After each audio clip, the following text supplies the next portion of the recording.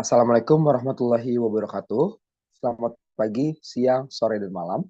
Sebelumnya perkenalkan, saya Nova Reha Ramadhani dengan NPM 230615723 akan mempresentasikan tentang tugas pendahuluan praktikum metalografi dan HST 2025. Yang pertama, saya masuk ke bab metalografi dengan studi kasus sebuah komponen baja yang telah mengalami proses heat treatment menunjukkan adanya struktur butiran kasar dan sifat mekanik yang lebih lemah dari apa yang diharapkan.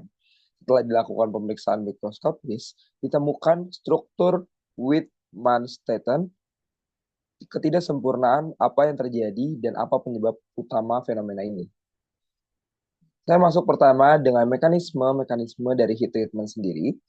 Yang pertama ada austenitikasi, yang mana austenitikasi adalah proses memanaskan baja hingga suhu kritis, kemudian mendinginkannya secara perlahan dan terkendali.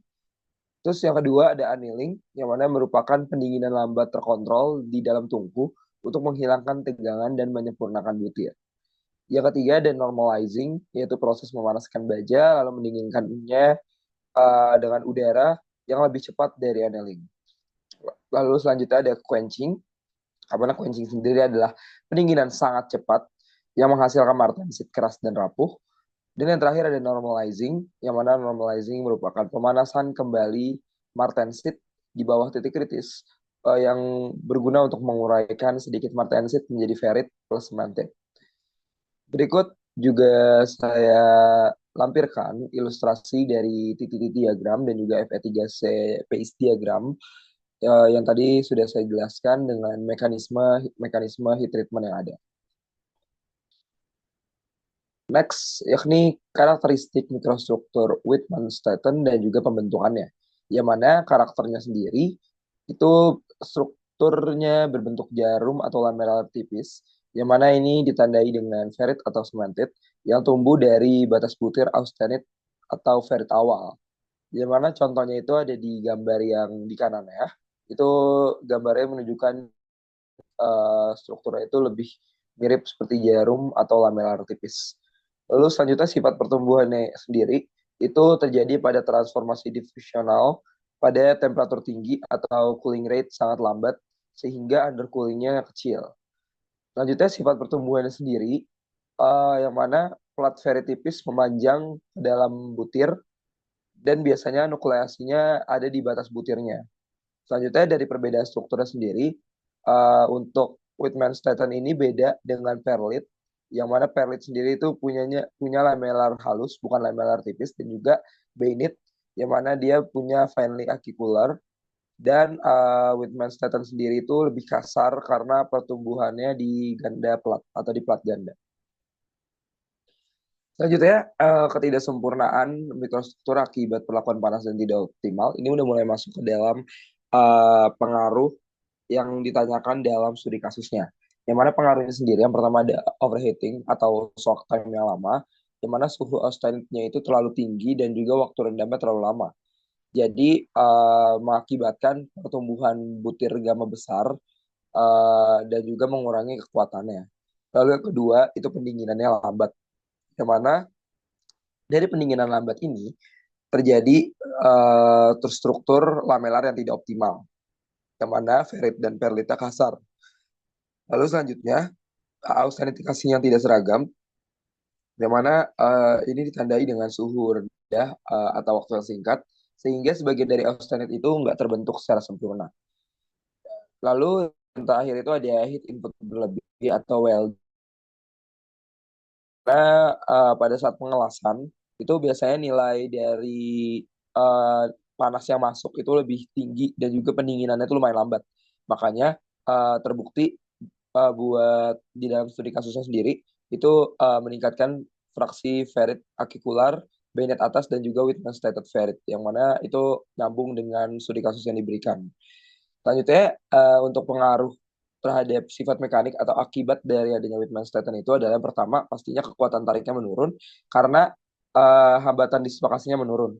Lalu ketangguhan juga menurun diakibatkan karena uh, konsentrasi tegangan dan retakan itu jadi mudah menjalar karena adanya struktur lamelar tadi. Lalu selanjutnya kekerasannya menurun karena dengan nggak adanya martensit, baja itu cuma memiliki fasa ferit atau perlit, yang mana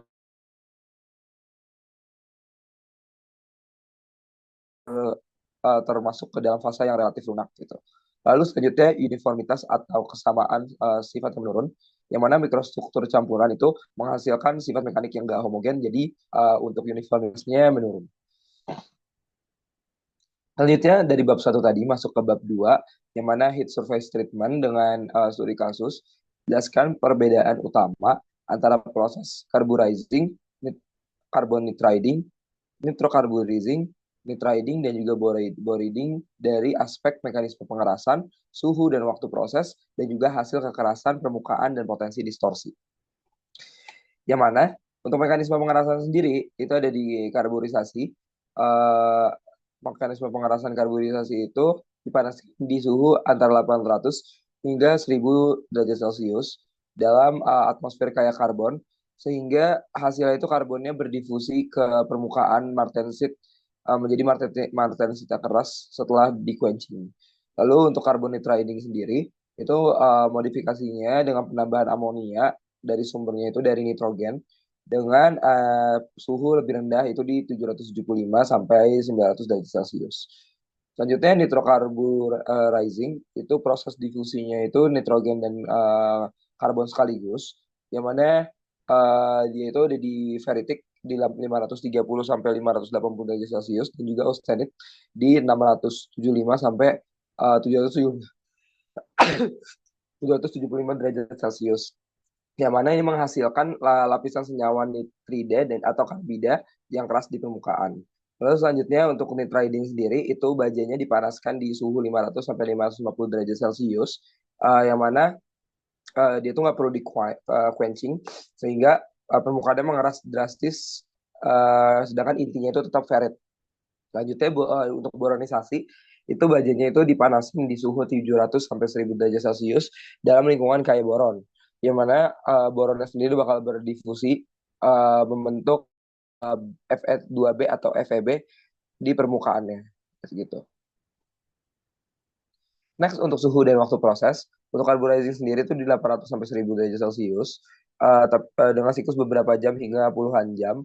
Lalu carbon nitriding itu di 775 derajat Celcius sampai 900 derajat Celcius dengan waktunya itu 1 sampai 4 jam. Nitriding itu 500 sampai 550 derajat Celcius dengan waktu yang sangat lama. Itu biasanya di 10 sampai 100 jam. Terus untuk nitrocarburizing itu di ferriticnya sendiri di 530 sampai 580 derajat Celcius dalam waktu beberapa jam, dan austenity itu di 675 sampai 775 derajat Celcius, yang mana nggak perlu melakukan quenching. Lalu untuk boriding sendiri itu dari 700 sampai 1000 derajat Celcius, yang mana biasanya dilakukan proses sebesar 2 sampai 6 jam. Selanjutnya untuk kekerasan permukaan dan juga potensi distorsinya sendiri, untuk karburisasi itu permukaan karbonnya tinggi dan menghasilkan martensit keras, yang mana itu dengan angka 62 sampai 65 HRC. Lalu untuk carbon nitriding itu permukaannya bisa mencapai 65 sampai 70 HRC. Terus untuk karena suhu prosesnya rendah, itu distorsinya kecil. Sedangkan yang tadi karburisasi itu distorsinya tinggi karena pendinginan cepat. Selanjutnya untuk trading sendiri, itu permukaannya itu keras di 600 sampai 1200 HV atau 60 sampai 70 HRC, yang mana distorsinya itu nyaris nol karena nggak ada fase austenit dan juga nggak perlu adanya quenching atau pendinginan cepat. Lalu untuk nitrocarburizing sendiri, itu kekerasan permukaannya itu mirip nitriding, yang mana itu di sekitar 800 sampai 900 HV karena kandungan nitrogennya tinggi. Lalu untuk yang terakhir ada boriding itu di sangat keras karena dia punya kekerasan 1200 sampai 2300 HV, yang mana distorsinya itu umumnya rendah karena lapisan boridanya sangat tipis, walaupun prosesnya itu pada temperatur yang tinggi gitu.